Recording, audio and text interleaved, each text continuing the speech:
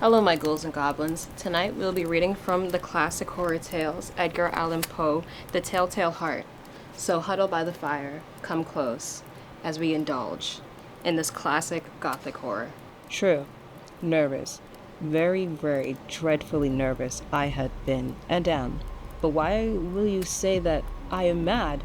The disease had sharpened my senses, not destroyed, not dulled. Above all was the sense of hearing acute. I heard all things in heaven and in the earth. I heard many things in hell. How then am I mad?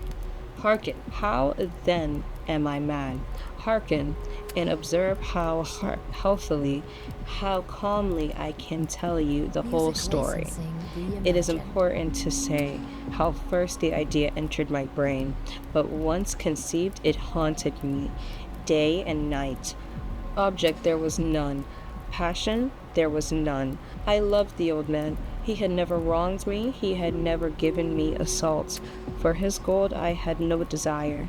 I think it was his eye. Yes, it was this. He had an eye of a vulture, a pale blue with a film over it. Whenever it fell upon me, my blood ran cold. And so by degree, very gradually, I made up my mind to take the life of the old man, and thus rid myself of the eye forever. Now this is the point. You fancy me mad. Madmen know nothing. You should have seen how wisely I proceeded, with what caution, with what foresight, with what stimulation. I went to work. I was never kinder to the old man than during the whole week before I killed him. And every night about midnight, I turned the latch to his door and opened it, oh, so gently. And then, when I made an opening sufficient for my head, I put a dark lantern, all closed, that no light shone out, and then thrust in my head. Oh, you would have laughed to see how cunningly I thrusted it in. I moved it slowly, very, very slowly, so that I might not disturb the old man's sleep. It took me an hour to place my whole head within the opening, so far that I could see him as he lied upon his bed. Ha! Would a madman had been so wise as this? And then, when my head was well into the room, I undid the lantern cautiously. Oh, so cautiously, for the hinges creaked. I undid it just so much that a single thin ray fell upon the vulture eye. And this I did for 7 long nights, every night just at midnight. But I found the eye always closed, and it was impossible to do the work, for it was not the old man who vexed me, but his. And every morning, when day broke, I went boldly into the chamber and spoke courageously to him, telling him by name in a hearty tone, and inquired how he has passed the night. So you see, he would have been a very profound old man indeed to suspect that every night, just at 12, I looked upon him while he slept. Upon the 8th night, I was more than usual cautious in opening the door. A watch's minute hand moved more quickly than did mine. Never before that night had I felt the extent of my own powers. To think that there I was, opening the door little by little, and he not even to dream of my secret deeds or thoughts. I fairly chuckled at the idea, and perhaps he heard me, for he moved on the bed suddenly, as if startled. Now you may think that I drew back, but no. His room was dark as pitch, with the thick darkness, for the shutters were closed fastened. And so I knew that he could not see the opening of the door, and I kept pushing it on steadily. I had my head in, and was about to open the lantern when my thumb slipped upon the thin fastening. The old man sprung up in his bed, calling out, "Who goes there?" For a whole hour, I did not move a muscle, and in the meantime, I did not hear him lie down. He was still sitting up in the bed listening, just as I had done night after night, hearkening to the death watches in the walls. Presently, I heard a groan, and I knew it was a groan of mortal terror. It was not a groan of pain or of grief. Oh no, it was a low, stifled sound that rose from the bottom of the soul when overcharged with awe. Many at night, just at midnight, when all the world slept, it was swelled up from my own bosom with its dreadful echo. The terrors that distracted me, I saw, I knew it well. I knew what the old man felt, although I chuckled at heart. I knew that he had been lying awake ever since the first slight noise when he had turned in the bed. He had been saying to himself, "It's nothing but the wind in the chimney. It's only a mouse crossing the floor, or it is merely a cricket which had made a single chirp." Yes, he had been trying to comfort himself with those suppositions, but he had found all in vain. All, and because death, in approaching him, had stalked with his black shadow before him and eloped the victim, and it was the mournful influence of the unperceived shadow that caused him to feel, although he never saw nor heard, to feel the presence of my head within the room. When I had waited a long time, very patiently, without hearing him lie down, so I opened it.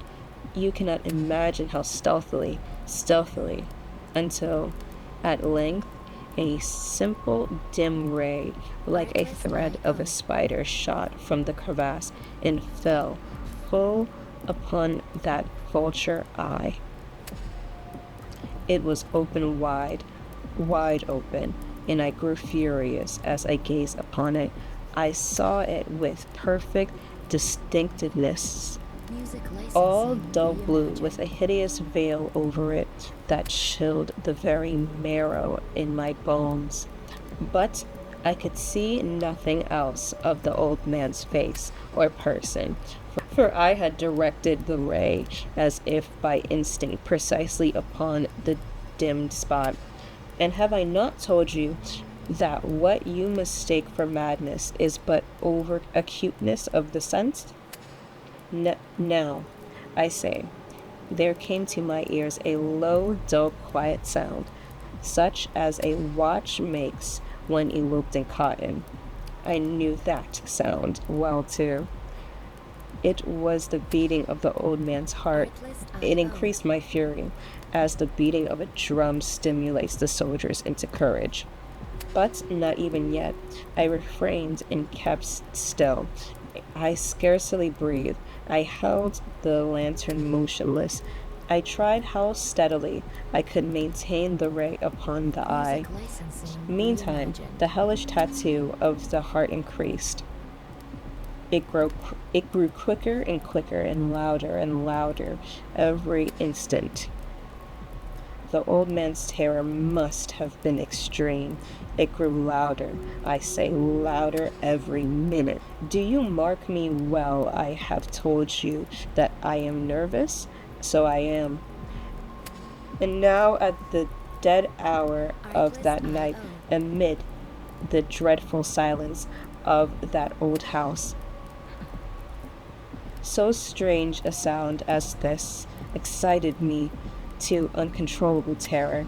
Yet, for some minute longer, I refrained and stood still.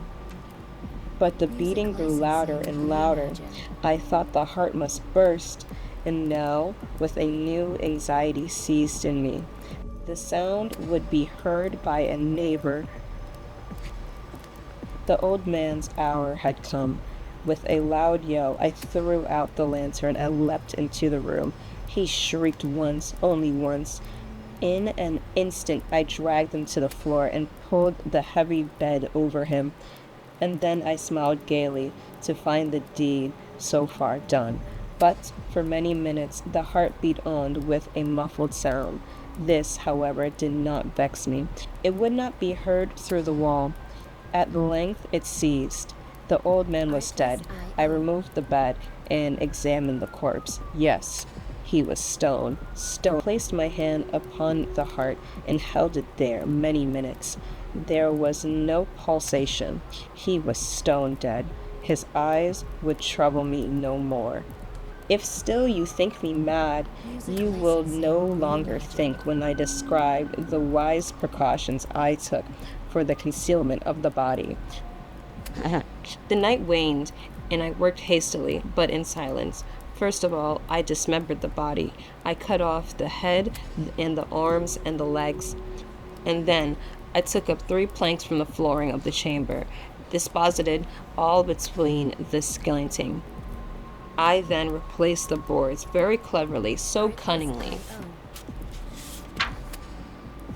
that no human eye, not even his, could have detected anything wrong. There was nothing to wash up, no stain of any kind, no blood spot, whatever. I had been too worried for that. The tub had caught all. Haha! When I had made an end to the labors, it was 4 o'clock, still dark as midnight. As the bell sounded the hour, there came a knocking at the street door. I went down, opened it with a light heart, for what had I now feared?